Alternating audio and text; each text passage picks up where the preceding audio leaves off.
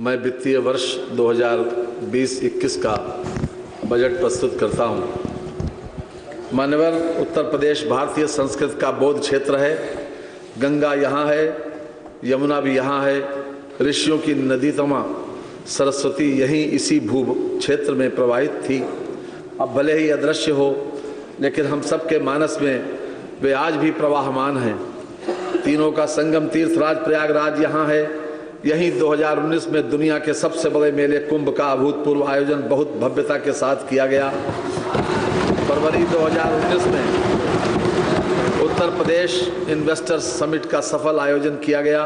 किसानों की आय दोगुना करने के उद्देश्य से द मिलियन फार्मर्स स्कूल कार्यक्रम आयोजित किया गया तथा अंतर्राष्ट्रीय धान संस्थान फिलीपींस की पहली शाखा वाराणसी में स्थापित हुई। इसी काशी से हमारे यशस्वी प्रधानमंत्री माननीय श्री नरेंद्र मोदी जी सांसद हैं।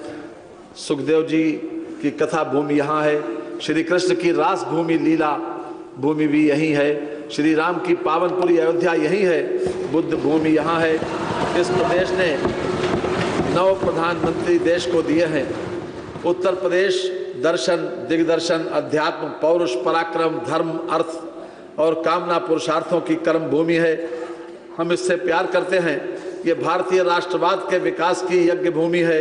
ये तत्व चिंतन व अर्थ चिंतन की भूमि है। माननीय मुख्यमंत्री योगी आदित्यनाथ जी के कुशल नेतृत्व में उत्तर प्रदेश निरंतर प्रगति की ओर तेजी से अग्रसर है। उत्तर प्रदेश के समग्र विकास की दृष्टि से योगी सरकार का ये बजट सामाजिक आर्थिक परिवर्तन का हमारा अर्थ संकल्प है। आइए सभी संकीर्णताएं त्याग कर हम सब राज्य का विकास करें और राष्ट्रीय विकास में सहभागी हों।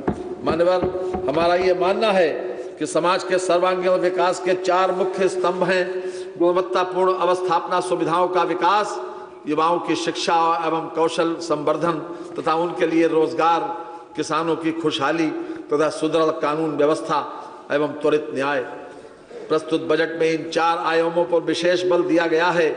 यहाँ मैं कहना चाहूँगा कि हमारी सरकार द्वारा प्रस्तुत वर्ष 2017-18 का बजट किसानों को समर्पित था, तो वर्ष 2018-19 के बजट में औद्योगिक विकास को विशेष स्थान दिया गया था। वर्ष 2019-2020 में महिलाओं के सशक्तिकरण के माध्यम से समाज में उनके प्रति दृष्टिकोण में सकारात्मक परिवर्तन लाए जाने के लक्ष्य को प्रधानता प्रदान की गई थी।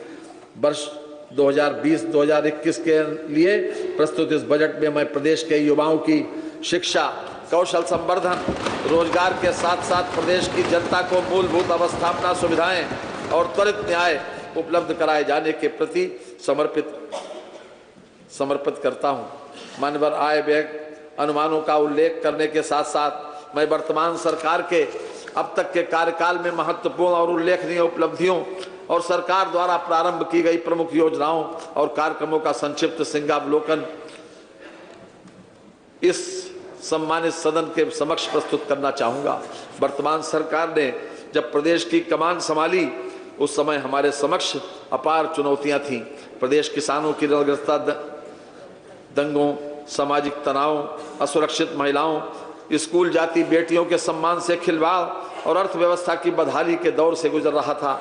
इन चुनौतियों को टीम वर्क के साथ अवसरों में बदलने का कार्य हमारी सरकार ने किया। जाति, मत, मजहब से ऊपर उठकर गांव, गरीब, किसान, मजदूर को केंद्रित कर योजनाएं बनाई गईं। प्रदेश में सुशासन और विकास को एक नया आयाम मिला है।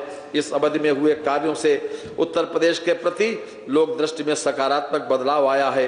वर्तमान सरकार ने प्रदेश की 23 करोड़ जनता का विश्वास अर्जित किया है।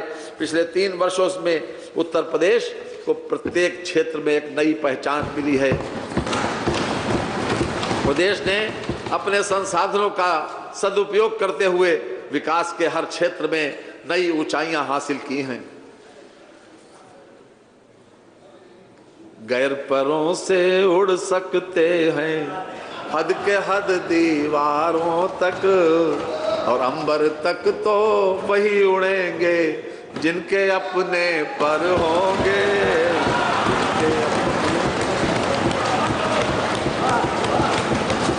मान्यवर, आधुनिक भारत के महान संत, मनीषी एवं युवाओं के लिए प्रेरणा स्रोत श्रद्धेय स्वामी विवेकानंद के जन्मदिन 12 जनवरी को 23वें राष्ट्रीय युवा उत्सव 2020 के रूप में प्रदेश में आयोजित किया गया। इस अवसर पर 12 जनवरी से 16 जनवरी तक राष्ट्रीय एकता, सांप्रदायिक समभाव, भाईचारा व राष्ट्रीय पौरुष को बढ़ावा देने वाले कार्यक्रम आयोजित किए गए। इन कार्यक्रमों में पूरे देश से आए युवाओं ने पूरे उत्साह के साथ भाग लिया। साथ में Commonwealth parliamentary association India regional conference का आयोजन 15 जनवरी से 19 जनवरी 2020 तक लखनऊ में पहली बार किया गया। इस अवसर पर कॉमनवेल्थ देशों के प्रतिनिधियों द्वारा सस्टेनेबल डेवलपमेंट कार्यक्रम तथा लोकतंत्र के प्रति अपनी प्रतिबद्धता व्यक्त की गई। कॉन्फ्रेंस में राज्यसभा एवं लोकसभा के साथ साथ देश के विभिन्न राज्यों की विधायिकाओं के अध्यक्षों एवं सदस्यों द्वारा प्रतिभाग किया गया। नमामि गंगे मिशन के अंतर्गत 27 जनवरी 2020 से 31 जनवरी 2020 तक 5 दिवसीय गंगा यात्रा का आयोजन प्रदेश में किया गया।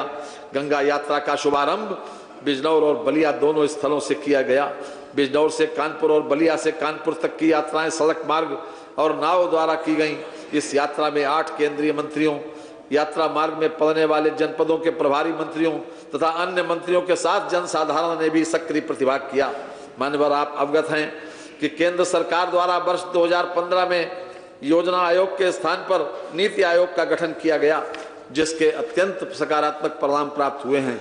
मैं इस सम्मानित सदन को अवगत कराना चाहूँगा कि केंद्र सरकार के अनुरूप उत्तर प्रदेश में राज्य योजना आयोग के स्थान पर राज्य नीति आयोग का गठन किया जाएगा। राज्य नीति आयोग द्वारा राज्य के समेकित तथा सतत विकास के लिए रोड मैप तैयार किया जाएगा। जनपद स्तर पर यथार्थपरक योजनाएं तैयार करने तथा उनके समेकन हेतु तंत्र तैयार किया जाएगा। औद्योगिक विकास एवं अवस्थापना, माननीय प्रधानमंत्री जी के द्वारा भारत की अर्थव्यवस्था को वर्ष 2024 तक $5 ट्रिलियन इकोनॉमी बनाने का महत्वाकांक्षी लक्ष्य रखा गया है। इसे संभव बनाने के लिए हमारी सरकार ने उत्तर प्रदेश की अर्थव्यवस्था को कम से कम $1 ट्रिलियन इकोनॉमी बनाने का लक्ष्य निर्धारित किया है। इस लक्ष्य की प्राप्ति हेतु प्रदेश के आर्थिक विकास के साथ साथ रोजगार के अवसर उपलब्ध कराने तथा प्रदेश के तेजी से औद्योगिकरण के लिए प्रदेश सरकार सतत प्रयासरत है। प्रदेश को विभिन्न क्षेत्रों में निजी पूंजी विनिवेश के लिए आकर्षक गंतव्य बनाने की दिशा में सरकार ने अथक प्रयास किए हैं। मात्र 3 साल के कार्यकाल में investor summit, 2 ground breaking ceremony, Pravasi Bharatiya दिवस का आयोजन किया गया है और लगभग 2 लाख करोड़ रुपए का निवेश सुनिश्चित किया गया, जो प्रदेश के औद्योगिक विकास के इतिहास में अभूतपूर्व है। प्रदेश में ईज ऑफ डूइंग बिजनेस में निरंतर सुधार हुआ है और उत्तर प्रदेश को अचीवर्स राज्यों की श्रेणी में स्थान प्राप्त हुआ है। 11वें डिफेंस एक्सपो का आयोजन लखनऊ में 5 से 9 फरवरी 2020 तक सफलतापूर्वक किया गया। इस आयोजन में विदेशों से रक्षा क्षेत्र के 3000 से अधिक प्रतिनिधियों व देश के 10,000 से अधिक प्रतिभागियों ने भाग लिया। इस आयोजन में 40 से अधिक देशों के रक्षा मंत्रियों की कॉन्फ्रेंस आयोजित की गई। इसमें 23 MOU उत्तर प्रदेश सरकार के डिफेंस कॉरिडोर की ओर से हस्ताक्षरित किए गए, जिनसे प्रदेश में लगभग 50,000 करोड़ रुपए का निवेश संभावित है। प्रदेश की राजधानी लखनऊ से गाजीपुर तक 341 किलोमीटर लंबाई में पूर्वांचल एक्सप्रेसवे परियोजना का निर्माण कार्य प्रारंभ हो चुका है। परियोजना की कुल लागत लगभग 22,497 करोड़ रुपए है। गोरखपुर का पूर्वांचल एक्सप्रेसवे से जोड़ने के लिए लगभग 91 किलोमीटर लंबाई में गोरखपुर लिंक एक्सप्रेसवे के निर्माण का निर्णय लिया गया है। पूर्वांचल एक्सप्रेसवे से बलिया को जोड़ने के लिए बलिया लिंक एक्सप्रेसवे के निर्माण का निर्णय लिया गया है। बुंदेलखंड क्षेत्र में सामाजिक एवं आर्थिक विकास को गति देने के लिए जनपद चित्रकूट को जनपद इटावा में आगरा लखनऊ एक्सप्रेसवे मार्ग से जोड़ने हेतु लगभग 297 किलोमीटर लंबाई का बुंदेलखंड एक्सप्रेसवे निर्माणाधीन है। ये एक्सप्रेसवे बुंदेलखंड के लिए लाइफ लाइन सिद्ध होगा। मेरठ से प्रयागराज तक लगभग 637 किलोमीटर लंबे गंगा एक्सप्रेसवे, जो कि देश का सबसे बड़ा एक्सप्रेसवे होगा, के निर्माण का निर्णय लिया गया है। परियोजना हेतु 2000 करोड़ रुपए की व्यवस्था प्रस्तावित है।